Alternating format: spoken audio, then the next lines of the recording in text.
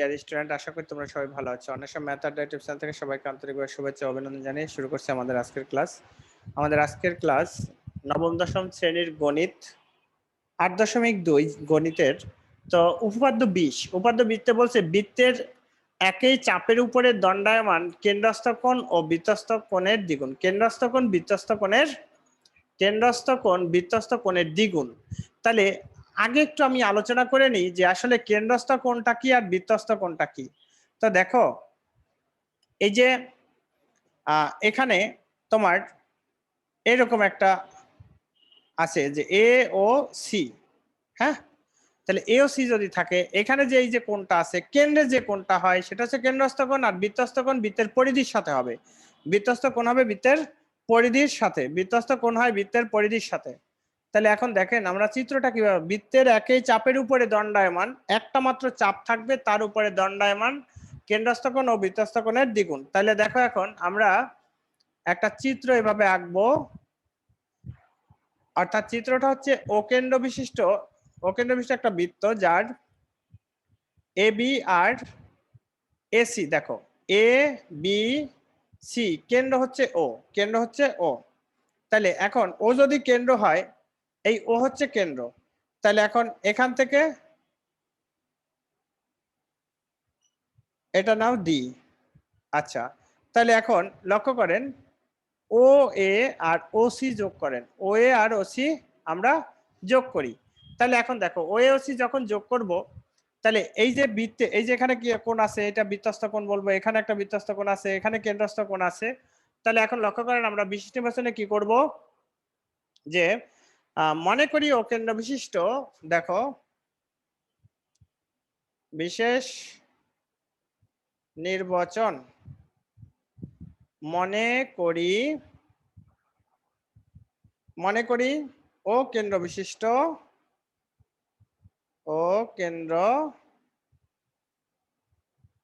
বিশিষ্ট এবিসি একটি বৃত্ত এবং তার একই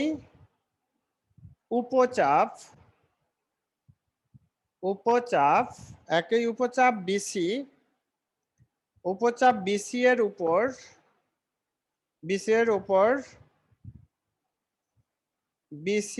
এর উপর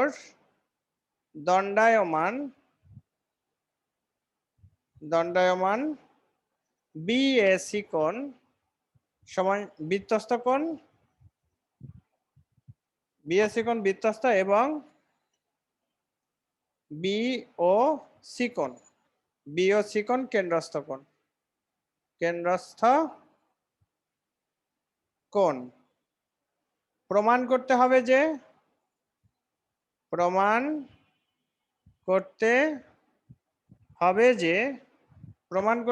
যে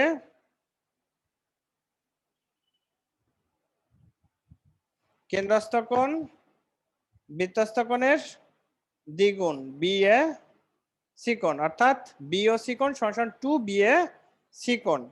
তাহলে অঙ্কনও লিখতে হবে। দেখো অঙ্কনে কি লিখবা, মনে করি এসি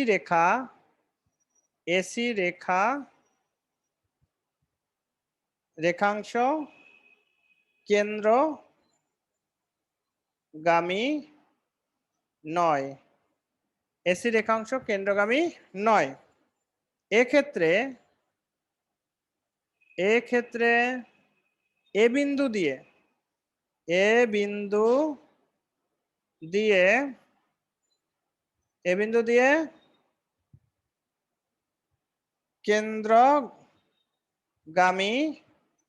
কেন্দ্রগামী রেখাংশ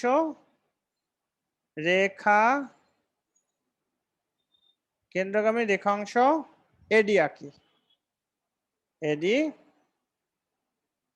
আঁকি। তাহলে লক্ষ্য করেন যে এখানে আমরা ধরে নিছি কি, যে বলেছি এখানে যে এসি রেখা কেন্দ্রগামী নয়, এই যে এসিটা এটা কেন্দ্র দিয়ে না, এই জন্য আমরা কি কেন্দ্র দিয়ে একটা রেখা নিছি, অর্থাৎ এডি একটি দেখো এক্ষেত্রে এ বিন্দু দিয়ে কেন্দ্রগামী রেখাংশ এডি নিছি, কেন্দ্রগামী রেখাংশ নিছি কি আমরা এডি, কেন্দ্রগামী রেখাংশ নিছি এডি। এবার লক্ষ্য করো আমরা প্রমাণে যখন যাব, প্রমাণ, তাহলে প্রমাণে আমরা কি লিখতে পারি স্যার? দেখেন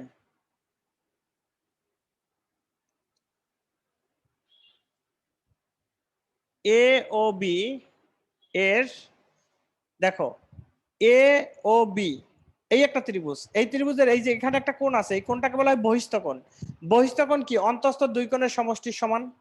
বহিস্থ কোণ হচ্ছে অন্তঃস্থ দুই কোণের সমষ্টির সমান।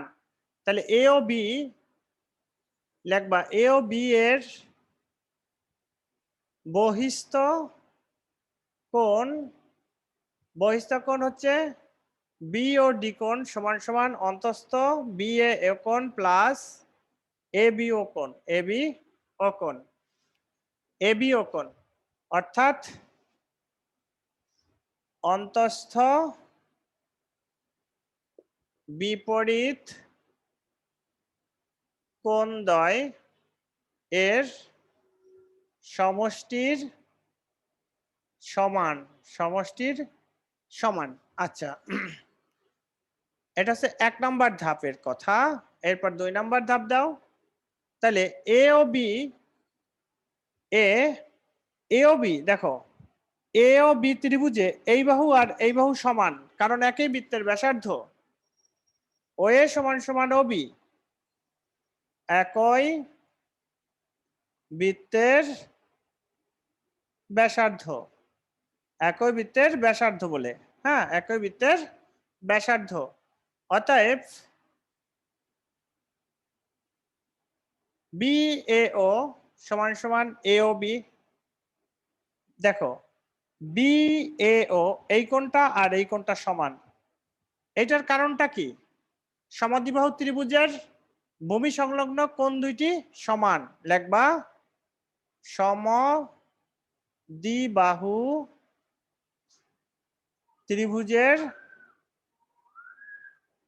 ত্রিভুজের ভূমি সংলগ্ন কোণ দুটি সমান।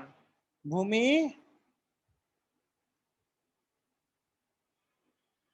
দেখো ত্রিভুজের ভূমি সংলগ্ন কোণ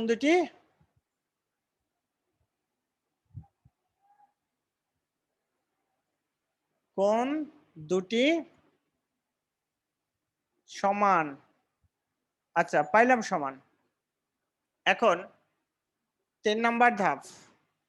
তাহলে এখন দেখেন তো স্যার 3 নম্বর ধাপে আমরা 1 ও 2 থেকে কি পাই স্যার? 1 ও 2 থেকে এই যে এখানে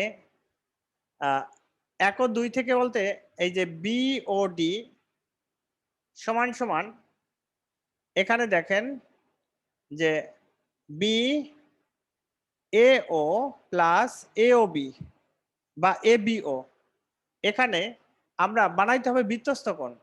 তাহলে বানাইতে যদি বৃত্তস্থ কোণ হয়, তাহলে এখন এখান থেকে আমরা দেখো লক্ষ্য করো এই বৃত্তস্থ কোণ এই পুরো কোণটা বানাবো। তাহলে বিওডি, বি ও ডি এইটা যদি হয়, তাহলে এখন এখানে আছে কি A B O, A B ও এই কোণটা আর এ বি ও দেখো, অর্থাৎ এ বি ও এই কোণটা। আবার এখানে কিন্তু বলা হয়েছে কি যে বিএও আর এ বি ও সমান। তাহলে সেই ক্ষেত্রে আমরা বলতে পারি না এখানে স্যার দেখেন বা দিয়ে বি ও ডি সমান সমান 2 কি লিখতে পারি বি এ ও, কারণ এখানে এ বি ও এর পরিবর্তে আমরা এই বি এ ও লিখতে পারি। তাহলে দুইটা যোগ করলে কি হবে, বা এভাবে সরাসরি না লিখে তুমি এভাবেও লিখতে পারো যে বি এ ও। হ্যাঁ, সুতরাং বি ও ডি সমান সমান 2 বি এ ও, এটা আমরা লিখতে পারি। এখন দেখেন যদি আপনাদের কোনো প্রবলেম হয় তাহলে বলতে পারেন। এইটা গেল আমাদের 4 নাম্বার ধাপে আমরা কি করতে পারি। দেখো এই যে প্রমাণটুকু করছি কোনটা নিয়ে, এই অংশটা নিয়ে, এই অংশটা নিয়ে প্রমাণ করছি। এখন কিন্তু আমরা এই যে এই ত্রিভুজের ক্ষেত্রে করতে পারি এ ও সি, এই ত্রিভুজের ক্ষেত্রে আমরা এই একই ভাবে আমরা প্রমাণ করতে পারবো কি ডি ও সি কোণ, এটা হচ্ছে কেন্দ্রস্থ কোণ। ডি ও সি কোণ সমান সমান কি লিখতে পারবো? 2 এ, দেখো ও এ সি কোণ, 2 এ সি কোণ এভাবে লিখতে পারো যে অনুরূপভাবে বা একইভাবে, যেটাই লেখো একইভাবে এ ও সি থেকে লেখা যাবে সি ও ডি সমান সমান 2 সি এ ও বা ও এ সি, যেটাই লেখো সি এ ও যে কথা, ও এ সি ও একই কথা। তাহলে এখন স্যার এইটা আপনার দেখেন যে এইটা একটা সমীকরণ দেন আর এটাকে একটা সমীকরণ দেন, 1 ও 2 নং সমীকরণ যোগ করে পাই লেখেন, বা ধাপ 3 ও 4 থেকে পাই, যেটাই লেখো লিখতে পারো যে 1 ও, এটা 5 নাম্বার ধাপ দাও, যে 1 ও 2 নং সমীকরণ যোগ করে পাই বা ধাপ 3 ও 4 থেকে পাই। তাহলে বিওডি প্লাস সিওডি সমান সমান 2 বিএও যোগ 2 সিএও। এখন দেখো স্যার এই যে বিওডি যোগ সিওডি এই দুটা যোগ করলে কার সমান হবে? এখান থেকে এইটুকু সমান হবে, তার মানে কি কেন্দ্রস্থ কোণ। সুতরাং বিও সি ইকুয়াল, এখান থেকে 2 কমন নাও, তাহলে বিএও, দেখো বিএও এই কোণটুকু যোগ এইটুকু কার সমান? এই পুরো কোণটার সমান, অর্থাৎ 2 বিএ সি কোণ। তাহলে আমরা কি লিখছিলাম? প্রমাণ করতে হবে যে বৃত্তস্থ বিএসি কোণ কেন্দ্রস্থ কোণ, অর্থাৎ প্রমাণ করতে হবে যে কেন্দ্রস্থ কোণ বৃত্তস্থ কোণের দ্বিগুণ। তাহলে কেন্দ্রস্থ কোণ বিওসি বৃত্তস্থ কোণের দ্বিগুণ। পরীক্ষায় এই দ্বিগুণটা আসবে না, পরীক্ষায় কখনোই দ্বিগুণ আসবে না। বলবে কি যে প্রমাণ করো যে বৃত্তস্থ কোণ কেন্দ্রস্থ কোণের অর্ধেক। এই ঠিক এভাবেই প্রমাণ করতে হবে, লাস্টে যে দুইটা লাইন বাড়াই দিতে হবে, যেমন এখান থেকে অর্ধেক বানাইতে হবে। তো দেখো আমি এই জায়গাটাই অর্ধেকের কাজটুকু একটু দেখাই দিই, এটা না মুছে। তো অর্ধেক যদি করতে হয় তাহলে 2 লিখবা, 2 বিএসি কোণ সমান সমান বিওসি কোণ বা বিএসি কোণ, এই 2টা এই পাশে গেলে ভাগ হয়ে যাবে, বিওসি ভাগ 2। সুতরাং বিএসি কোণ সমান সমান হাফ অফ বিওসি কোণ। তাহলে অর্ধেক হয়েছে না? হাফ মানে কি? অর্ধেক। হাফ মানেই হচ্ছে অর্ধেক। তোমাদের পরীক্ষায় খুব খেয়াল রাখবা, কখনোই তোমাকে সরাসরি এই প্রমাণটা দিবে না, বলে দেবে প্রমাণ করো যে বৃত্তস্থ কোণ কেন্দ্রস্থ কোণের অর্ধেক। আর এই যে অর্ধেকের কথা বলি, এই জ্যামিতিটাই পূর্বের বইগুলোতে অর্ধেক কথাটা উল্লেখ ছিল, এখন সেটা বাদ দিয়ে পরিবর্তনের ক্ষেত্রে কি এইসব পরিবর্তন হয়েছে? কেন্দ্রস্থ কোণ বৃত্তস্থ কোণের দ্বিগুণ।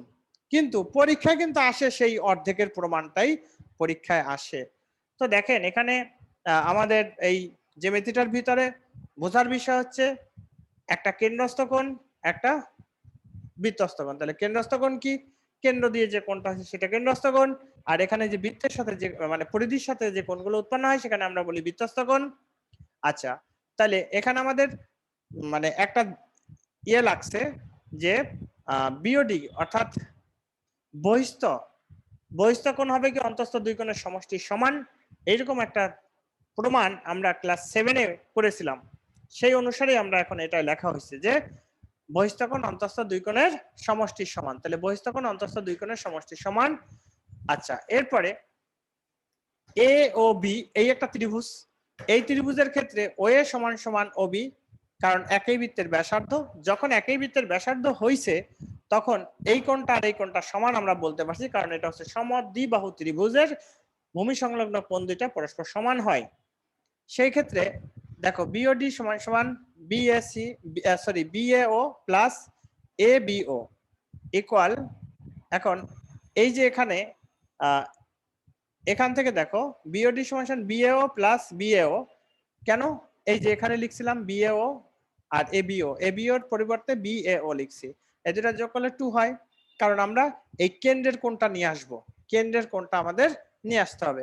পরবর্তীতে এই যে একটা ত্রিভুজ ছিল, এই ত্রিভুজের ক্ষেত্রে এই বাহু আর এই বাহু সমান, এই বাহু সমান হলে সমাদ্বিবাহু ত্রিভুজ, তাহলে এই কোণ আর এই কোণ সমান, এই কোণ আর এই কোণ সমান যদি হয় তাহলে বহিস্থ কোণ অন্তঃস্থ দুই কোণের সমষ্টির সমান, সেখানেও আমরা কি করতে পারবো, এই সিওডি সমান সমান 2 CAO করতে পারবো, করলাম। তারপরে 1 নং এবং 2 নং সমীকরণ যোগ করেও পারি, অথবা আমরা লিখতে পারি কি একইভাবে, মানে একইভাবে লিখে নিছি, তখন আমরা যোগ করে দেখো এই কোণটা আর এই কোণটা যদি আমরা যোগ করি তাহলে পুরো বি ও সি কোণের সমান হয়, আবার এই অংশটা আর এই অংশটা যোগ করলে পুরো এ কোণের সমান হয়। তাইলেই আমরা প্রমাণ করছি কি কেন্দ্রস্থ বি ও সি কোণ সমান সমান 2 বি এ সি কোণ বৃত্তস্থ কোণ। আর সেখানে যদি আমাদের প্রশ্নে কখনো চেঞ্জ করে দেয় যে বৃত্তস্থ কোণ কেন্দ্রস্থ কোণের অর্ধেক, তাহলে শুধু এই দুইটা লাইন, মানে এই দুইটা লাইন বাড়বে পক্ষান্তর করে। তো ডিয়ার স্টুডেন্ট, এই ছিল আমাদের আজকের লেকচারের জ্যামিতি। যদি আমাদের ক্লাসগুলো ভালো লাগে তাহলে অবশ্যই আমাদের চ্যানেলের সাথে থাকবা। অন্বেষণ ম্যাথড টিউশন থেকে আমি আজকে বিদায় নিচ্ছি, দেখা হবে পরবর্তী ক্লাসে।